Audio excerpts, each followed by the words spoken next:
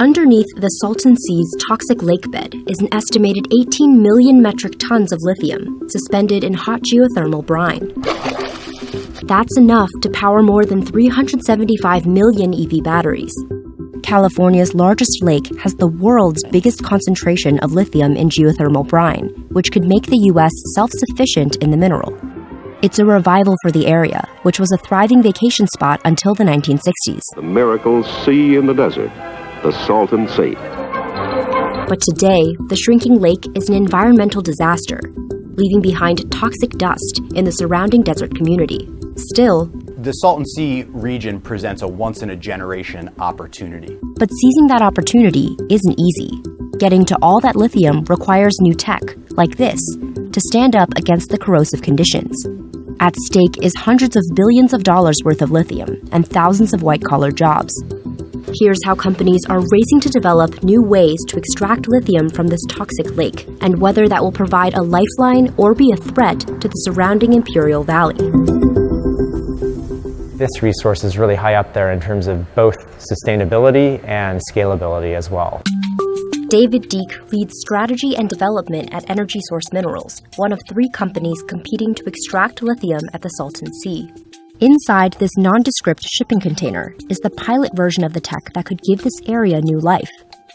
Part of what makes the Salton Sea unique is its huge reserve of geothermal brine, a mix of superheated salty water rich in minerals. That geothermal brine has been mined for green energy since the 1980s. But companies are now eyeing something even more valuable than steam power: lithium. Energy Source is developing a less resource-intensive way to extract it from the brine. Right now, most of the world's lithium is extracted from Australia's open-pit mines or South America's evaporation ponds. Both processes are water-intensive and can create a lot of contamination and waste.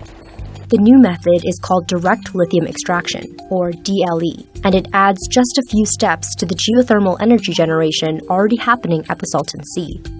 Once that geothermal energy is pulled out, the brine is deposited back into the reservoir. But what we're working on is a process for which we intercept that return process, where we will then extract lithium and turn that into product. Lithium extraction begins here, where brine is passed to this machine, full of plastic tubes and columns, carrying what's called an adsorbent. This is our secret sauce. The way it works is that it's a very high surface area material. Think of it as sort of like a sponge that's selectively absorbing lithium and nothing else. In those same columns, the company strips the lithium out of the adsorbent with water. We are comfortably extracting over 90% of the lithium that comes out. That's double what can be extracted from brine using more traditional methods like evaporation ponds. The final product is this clear solution, purified lithium chloride. We can further process this into a solid product that we can package and send out to battery makers and EV producers. The company plans to start building the commercial facility in 2024, with commercial lithium production beginning in 2027. Once it's built, Energy Source expects to process 20,000 metric tons of lithium every year, enough for 500,000 EV batteries alone. Ford has already signed on to buy some of that supply. While Energy Source is gearing up to go commercial, there's competition on its heels.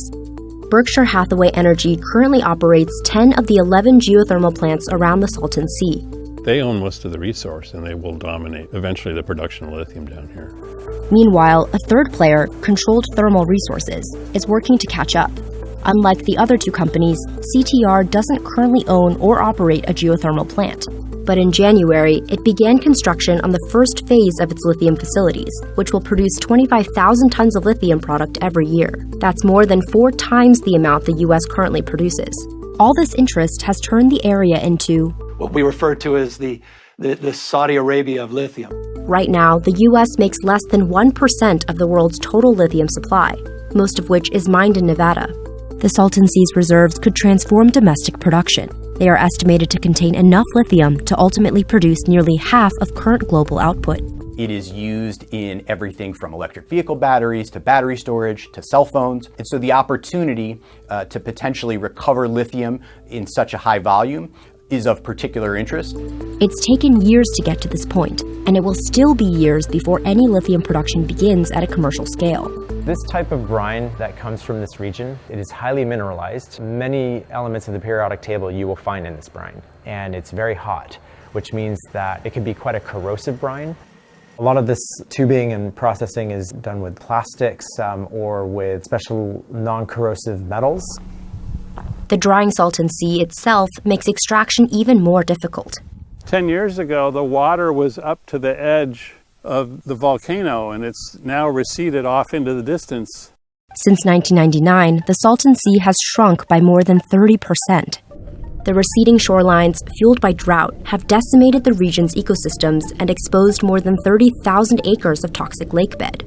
The current sea, which formed in the early 1900s, has been maintained largely due to agricultural runoff. But associated with that runoff are pesticides and fertilizer components. It's this material that gets airborne and generates dust that creates asthma problems in children and the elderly. That toxic dust is laced with bacteria, heavy metals, and carcinogens like DDT, threatening the community and growing workforce that a multi-billion-dollar lithium industry would bring to the region. In order for the lithium economy to be successful down here, they need to have a healthy workforce. You don't want to bring in a workforce that's going to have chronic asthma all the time. Some Imperial Valley residents are concerned lithium extraction could worsen the region's environmental issues. Right now, it's unclear how operations could affect health problems. That's why some community leaders, like Luis Olmedo, say the lithium industry should spearhead efforts to tackle the toxic dust. Olmedo is the executive director of Comité Cívico del Valle, a nonprofit that advocates for environmental justice. We're predominantly communities of color, farm-working communities, low-income communities. Part of our role is to make sure that there are fair and equitable negotiations. Imperial County has the highest unemployment rate in California, and nearly a quarter of children live in poverty. But jobs in the lithium industry promise a new way of making ends meet. Imperial County estimates the industry could bring as many as 81,000 jobs to the region. While the lithium industry could bring an economic boost, water use remains a concern in a region that receives just 3 inches of rainfall each year. The main use of water in the Imperial Valley is for agriculture. If we want to have a successful lithium industry here, we've got to make sure some of that water gets used for lithium processing. In January, Comité Cívico del Valle filed a notice of intent to sue the county after it approved the plans for Controlled Thermal Resources' new lithium facilities. Overuse of Colorado river water and industry pollution were 2 of the key complaints. In a statement, the county said that since the beginning of Lithium Valley, it has worked to guarantee that residents and communities directly benefit from the economic and environmental advancements these developments herald. As momentum for lithium extraction builds, community leaders want to see written agreements from companies on their community commitments. We want them to be able to do business here, but everyone in this community that is doing business here needs to do their own investments and making sure they mitigate their pollution. In a step towards ensuring the community benefits, Governor Gavin Newsom signed legislation allowing Imperial County to tax every metric ton of lithium produced. The majority of the revenue is slated for Salton Sea restoration and community benefit projects. Amid the promises of a lithium gold rush, the future of the dwindling Salton Sea remains less certain. While there are plans in place to tackle some of the region's toxic dust, they aren't a long-term fix. We have the greatest economic opportunity in our history to be able to turn up enough supply of lithium for this entire country and the world. But we can only accomplish success if we have mitigation, if we have community benefits.